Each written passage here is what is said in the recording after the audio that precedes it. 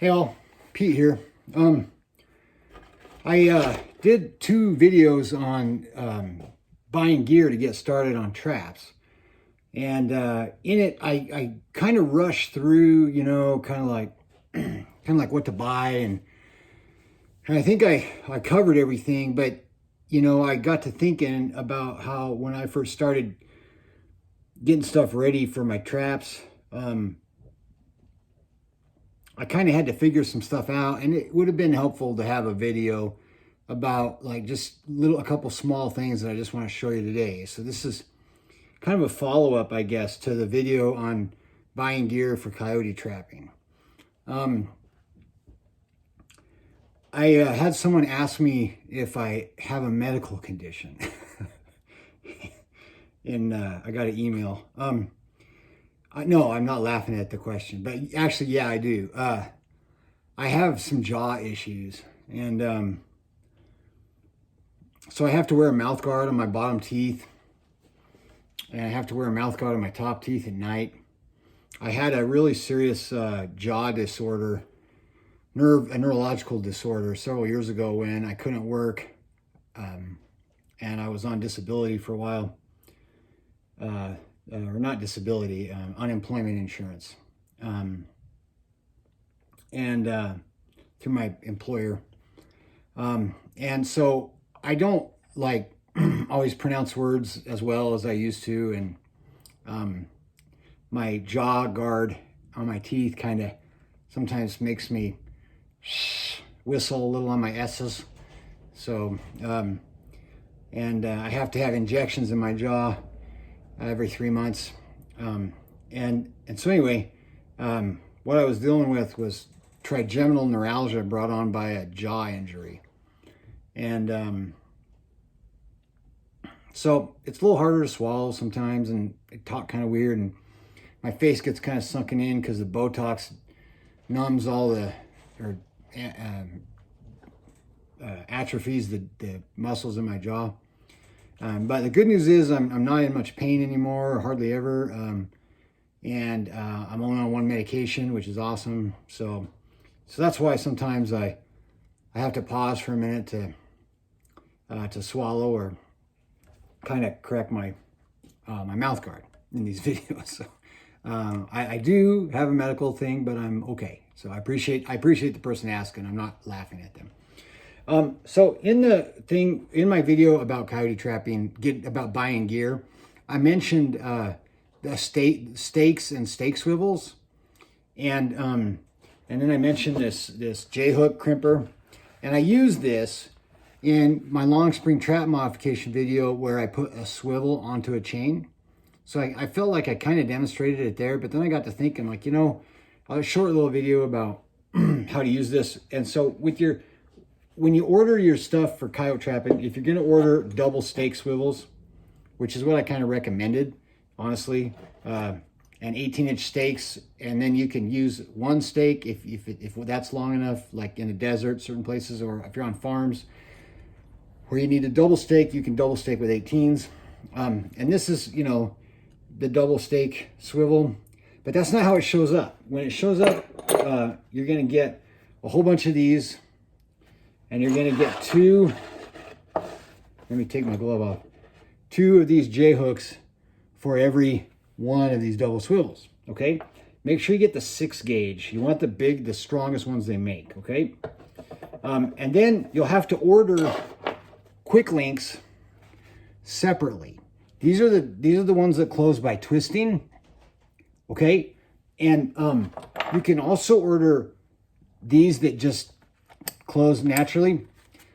The guy who taught me how to trap, Kevin, these scare him to death. He's convinced that a coyote's going to somehow get this open. I kind of teased him about that a little bit, but I mean, he's got a point. When a coyote's binding a chain up and flipping around and doing all kinds of stuff, it's possible. It's conceivably possible that could happen. So I do recommend the ones you twist close, but a lot of pro trappers use these because they're quick.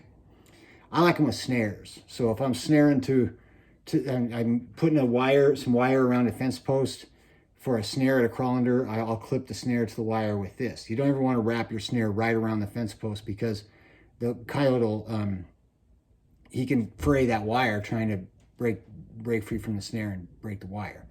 But I'm not really doing snaring videos. There's plenty of snaring videos on YouTube, you guys. Plenty of snaring videos on YouTube.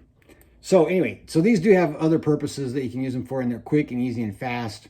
So I always have a dozen or two, but they're not my go-to. So when I'm prepping everything ahead of time, this time of year, which is what I'm doing actually tonight, and that's why I decided to shoot this video. I got a shipment of stuff, some trap supply, some trap prep stuff that I'm going to be using here in a couple weeks. And these came, and I'm just getting them ready. So what you wanted, so I thought I'd show you. So there's the first piece. There's the J-hook. Thread it through so that it comes out the top, and it looks like that. Okay. You don't want it to come out of the top this way and have it up like this. It's like that. Then I'll take one of my quick links, and I'll just go ahead and close it, because once I attach a quick link to a stake swivel, it's just a permanent one unit now. It's not I'm never gonna take it off. So I'll put that in, and I'll hang it. Now all I gotta do is crimp that J-hook closed, and like I said, this tool is worth its weight in gold. I didn't have one initially years ago, and I was always using these big channel locks to crush everything down, and man, what a lot of work for no reason. So then what you do is, here comes my dog to see me. Then what you do is you go ahead and you place this in here like this, and I like to do it on my leg so that I can kind of position everything. And you place this into the crimper, and then you just crimp it down like that. And your final product looks just like this. Okay, now why do I do it this way? Because some guys, what they'll do is they'll actually take the J-hook, they'll thread it through this double stake swivel or single stake swivel. Then they'll take the trap ring at the end of the trap chain, put it in here, and crimp this down so all their traps have one of these on it, okay? So that all they got to do is drive the stakes through. Now, the advantage to that method, there is a significant advantage to that method. It's harder to steal the trap. So if, Johnny Sneakums, as they call him, comes along and sees that trap or that set, it's harder for him to steal that trap. He might be able to steal the animal out of it, but he's going to have to dig the stakes up to steal the trap. I will concede that point, that yes, it makes it harder to steal a trap. But the reason that I do it this way and make this a permanent fixture, and when it's time to connect a trap to it, I just unscrew this, put the chain through, and screw this back on, is sort of for the same reason that this is convenient. And if I can't get the stakes out of the ground in the freezing cold winter, when I'm pulling stakes in January, sometimes in Idaho, you can get the stakes out of the ground pretty easy. You get a warm spell. I mean, the big joke about southern Idaho is if you don't like southern Idaho weather, wait 5 minutes, And so you get some warm spells, and then, that's when I can get stakes out of the ground. But there's times that you can't. And when we get a cold, deep freeze winter, and that ground just freezes solid, then at least I only have to chip my trap out of the ground, and I can get my trap that by the time I do the modifications on it that I like to do is worth close to $30. I can get my trap out of the ground, and I can come back in the spring, to the properties I trap, and I can get my stakes out. Okay. And I still have, it's May 6th today. I still have one property out by Buell, Idaho. I've got to go get stakes out of the ground. I called him, the rancher, the other day and said, hey, can I come out? And he goes, yeah, come out and get them. So that's why I do this, because I'd rather be able to get my trap out and risk the possibility maybe of someone stealing my trap than not be able to get my trap out of the ground and have to leave it out there until such a time that I can, or have to go out and try to open the J-hook up and uncrimp it out in the freezing cold and everything else. And last year, last year wasn't too bad, but seriously, I had a couple fence post sets. on corners, fence post sets, trail sets.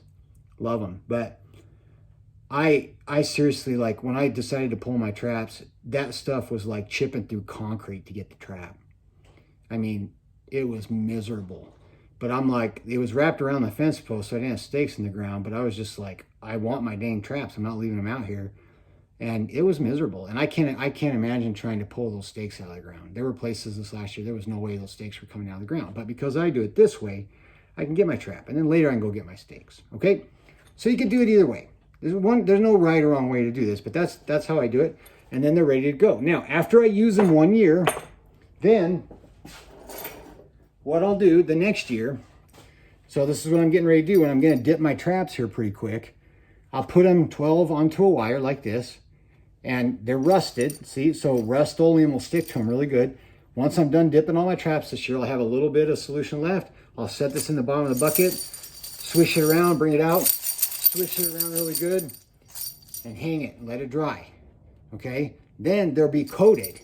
They'll be coated with a rust protector, and I'll let them hang out and dry and get the scent off them as long as I will my traps, probably a couple months, to just really air out, because I'm using that Rust-Oleum paint with thinner, with acetone for thinner, and I want all that smell gone before I use it in the ground, okay?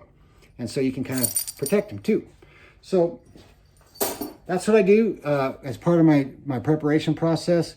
I get them all ready to go, and I have, you know, about maybe 20 more stake swivels than I need for every trap I have, because as I start pulling traps and start setting snares, I can reuse the stake swivels. But if there's places I can't get the stakes out of the ground, I like to have some extras for snares.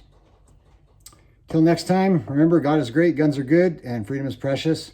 Thanks for tuning in. We'll see you soon.